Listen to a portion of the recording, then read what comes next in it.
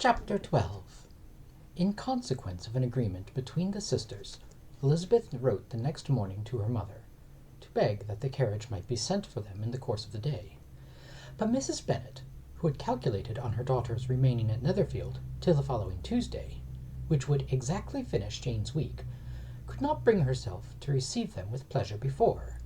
Her answer, therefore, was not propitious, at least not to Elizabeth's wishes, for she was impatient to get home. Mrs. Bennet sent them word that they could not possibly have the carriage before Tuesday, and in her postscript it was added, that if Mr. Bingley and his sister pressed them to stay longer, she could spare them very well.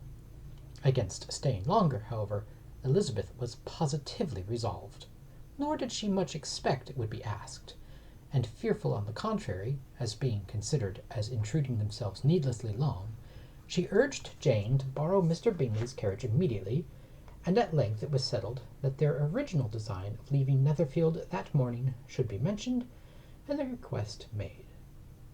The communication excited many professions of concern, and enough was said of wishing them to stay at least till the following day to work on Jane, and till the morrow their going was deferred. Miss Bingley was then sorry that she had proposed the delay, for her jealousy and dislike of one sister much exceeded her affection for the other. The master of the house heard with real sorrow that they were to go so soon, and repeatedly tried to persuade Miss Bennet that it would not be safe for her, that she was not enough recovered, but Jane was firm where she felt herself to be right.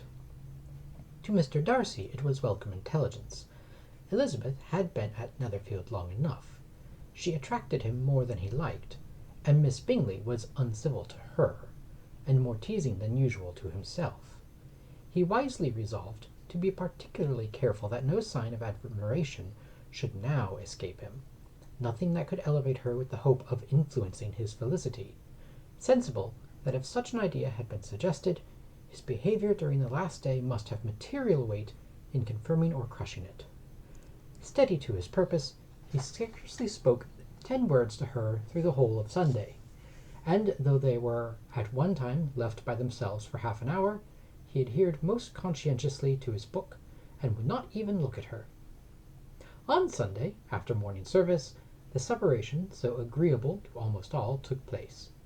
Miss Bingley's civility to Elizabeth increased at last very rapidly, as well as her affection for Jane, and when they parted, after assuring the latter of the pleasure it would always give her to see her either at Longbourn or Netherfield, and embracing her most tenderly, she even shook hands with the former. Elizabeth took leave of the whole party in the liveliest spirits. They were not welcomed home very cordially by their mother. Mrs. Bennet wondered at their coming, and thought them very wrong to give so much trouble, and was sure Jane would have caught cold again. But their father, though very laconic in his expressions of pleasure, was really glad to see them. He had felt their importance in their family circle. The evening conversation, when they were all assembled, had lost much of its animation, and almost all its sense by the absence of Jane and Elizabeth. They found Mary, as usual, deep in the study of thorough base and human nature, and had some new extracts to admire, and some new observations of threadbare morality to listen to.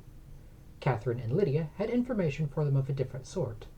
Much had been done, and much had been said in the regiment since the preceding Wednesday.